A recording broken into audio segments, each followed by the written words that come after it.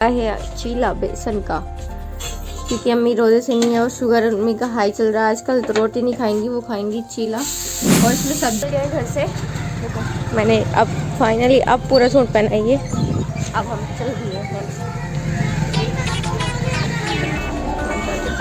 Heart beat.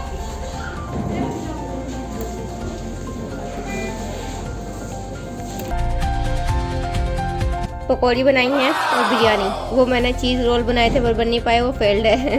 तो हमारा दस्तरखान हो गया तैयार। अब हमें बैठ के दुआ मांगनी है और अभी 5 मिनट बजती हैं। हे गाइस, अस्सलाम वालेकुम। कैसे आप सब अच्छे होंगे। सो गाइस, कल थी शब रात और आज रोजा है, तो आप सबको शब रात की बहुत बहुत मुबारक। रात भर इबादत की, सहरी खाई, रोज़ा रखा और अभी टाइम हो रहा है 1 और हम कहीं पे निकलने वाले हैं, जिसलिए मैंने ब्लॉग स्टार्ट किया है। बट उठ तो मैं जल्दी गई थी, 8 बजे उठ गई थी। उसके बाद अपने कुछ काम ख़त्म किए, रेडी हो गए जाने के लिए। तो मैंने सोचा ब्लॉग स्टार्ट कर लेते हैं और देखूंगी मैं एडिट करते हुए। अगर ये कल वाला ब्लॉग मुझे छोटा लगा तो ये आज का उसमें ऐड कर दूंगी, नहीं तो फिर अलग से बना लेंगे। देखते हैं क्या होता है। अभी तो मैंने उसको चेक नहीं किया कल वाले को। तो अभी 1 बज रहा है और मैं रेडी हो गई हूँ, क्योंकि आज हमें जाना था डॉक्टर के यहाँ पे। अभी कोई 10-15 मिनट बाद हम निकलेंगे। अभी 1 बजा हुआ है, अभी निकलने में तो टाइम है। तो जब तक निकलते हैं हम, उससे पहले मैं कर देती हूँ अपने रूम को एक बार और क्लीन, ताकि जब मैं आऊँ और आके मुझे रूम एकदम क्लीन मिले। फिर हो सकता है वहाँ पे जल्दी भी आ जाऊँ और टाइम भी लग सकता है। तो आकर फिर मुझे एक वीडियो भी एडिट करनी है और फिर शाम में जल्दी खाना वगैरह बनाना है। तो मैं सोचूँ जाने से पहले ही रूम को साफ कर देती हूँ। हम तो अभी गए नहीं है, अभी जाने में टाइम है। बट अब्बू ने उठ गए, जल गई आग। तो देखो अब उठ गए ना, तो आग जल गई है। अब सेकूंगी थोड़ी देर बैठ के। और यहाँ पे बन रहा है चीला बेसन का, क्योंकि अम्मी रोजे से नहीं है और शुगर अम्मी का हाई चल रहा है आजकल, तो रोटी नहीं खाएंगी, वो खाएंगी चीला। और इसमें सब्जी है, अंडा है और चीला है, बेसन है। जब ज़्यादा शुगर हाई हो जाता है ना, तो रोटी से, अनाज की अगर रोटी खाते हैं तो और ज़्यादा वो बढ़ता है रोटी से। तो इसलिए डॉक्टर बिल्कुल मना करते हैं कि रोटी बिल्कुल मत खाओ जब ज़्यादा शुगर बढ़े। तो उसकी जगह फिर बेसन की या फिर कभी खाली सब्जी और अंडे की रोटी बना लेते हैं ऐसे। इसमें लौकी और मूली है। हाँ है।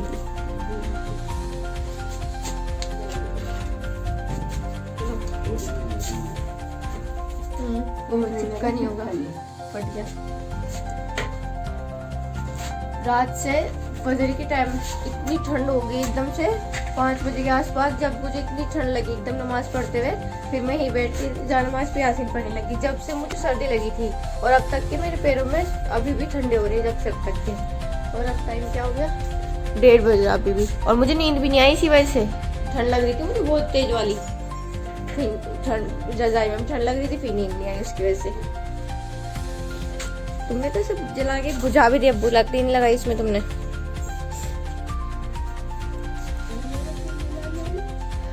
लकड़ी लग लेती इसमें, मैं भी सेक लेती। मैं तो सोच मन को उठे अभी को ठंड लग रही होगी, वो सेक लेंगे थोड़ी देर जब जाऊंगी मैं।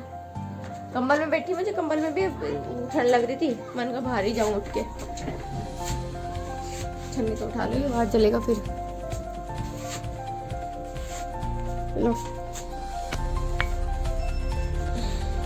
लाओ, मैं लगाओ, दिखाओ मुझे।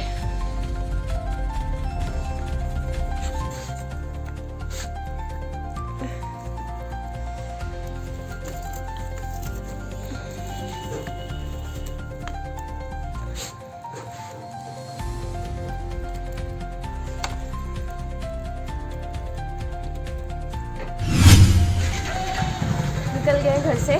देखो मैंने अब फाइनली अब पूरा सूट पहना है ये। अब हम चल दिए हैं।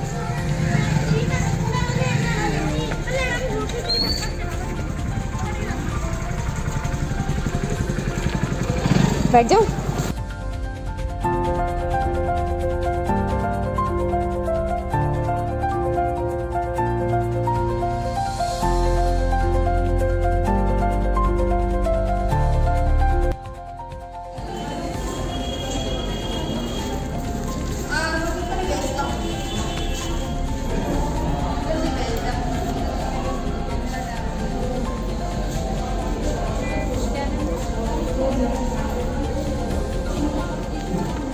दिखाते आ रहा है 150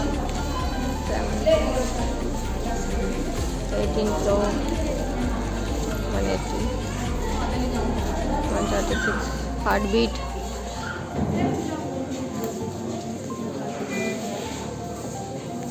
ये क्यूट सी बेबी मुझे देख देख के इतनी हंस रही थी, तो मैंने सोचा इसको दिखा देती हूँ आप लोगों को। ये मुझे देख देख कर बार बार पता नहीं क्यों इतना हंस रही थी, इसकी मम्मा मुझे देख रही बार बार कि पता नहीं क्यों किसको देख के हंस रही है इतना ज़्यादा। तो मैंने इसको रिकॉर्ड कर लिया, बहुत ही प्यारी सी थी। यहाँ पे हम निकल गए थे घर के लिए, और यहाँ पे डॉक्टर के इतना ज़्यादा टाइम लग जाएगा ये तो पता नहीं था। बहुत ज़्यादा टाइम लग गया, 3 घंटे हो गए थे हम यहाँ पे, और इफ्तारी का भी टाइम होने लगा है। मैं बेचारी अकेली लग रही होंगी, तो मुझे बस जल्दी से घर पहुँचना है।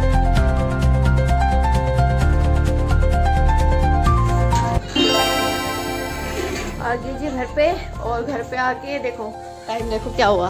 मुझे पता था वहाँ पे टाइम लगने ही वाला है, 5 बज रहे हैं अभी, और मगरिब की अज़ान हो जाती है 6 बजे। मतलब 1 घंटा है हमारे पास, अब इफ्तार बनानी है और असर की अज़ान भी होगी, नमाज़ भी पढ़नी है। बट मैं सोच रही थी कि आज जब इफ्तार बनाते हुए एक शॉट बन जाएगा मेरा, वो गया मेरा, क्योंकि 1 घंटा है, फटाफट करके इफ्तार बनानी पड़ेगी और अब नमाज़ वगैरह पढ़ेंगे, इतना टाइम चला जाएगा।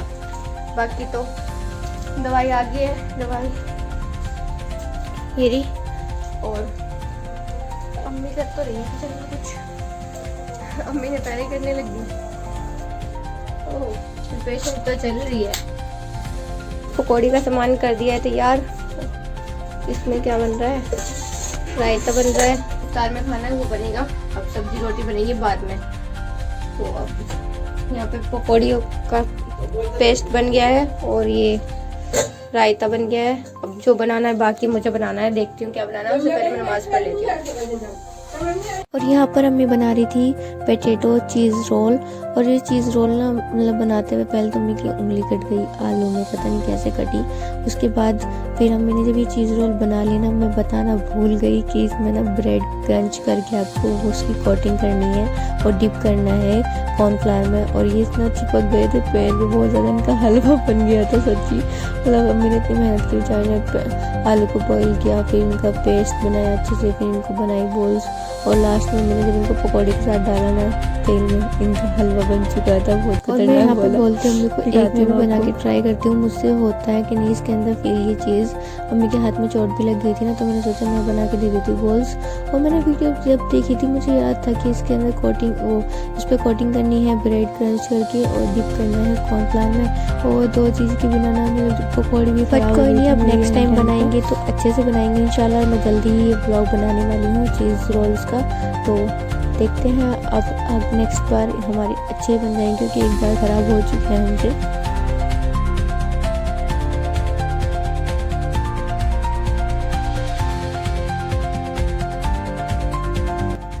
हम फिर से डॉक्टर के गए थे अब्बू के इंजेक्शन लगवाने, बट इंजेक्शन ही नहीं मिला और आ गए अभी, और अभी लेट भी बहुत ज़्यादा हो गया है। सिर्फ 15 मिनट बची है इफ्तार होने में।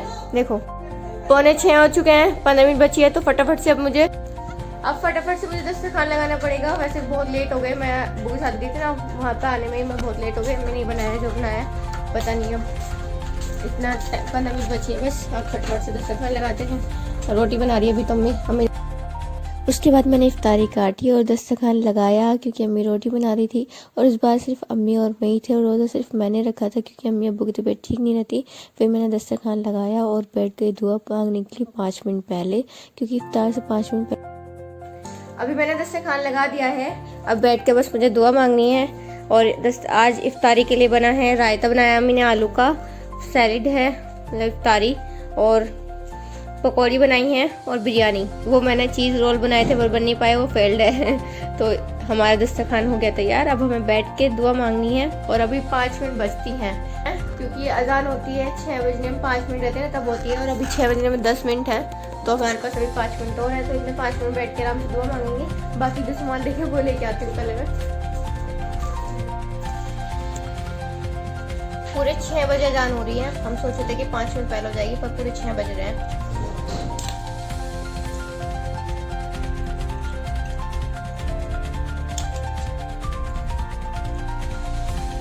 तो गाइस अभी ईसा का टाइम हो गया है। रोज़ा इफ्तार करने के बाद फिर मैंने नमाज़ पढ़ी, नमाज़ पढ़ के फिर थोड़ी देर बैठे, फिर थोड़ा सा खाना खाया, फिर अपनी से बात की और उस तक मैं अभी 9:30 गए हैं और अभी तक की नमाज का टाइम निकला जा रहा है, तो मुझे नमाज़ पढ़ने जा ही रही थी। तो सोचा इस ब्लॉग को एंड कर देती हूँ, जो कि कल से चल रहा है सभी रात से, और आज रोज़ा भी ख़त्म हो चुका है माशाल्लाह।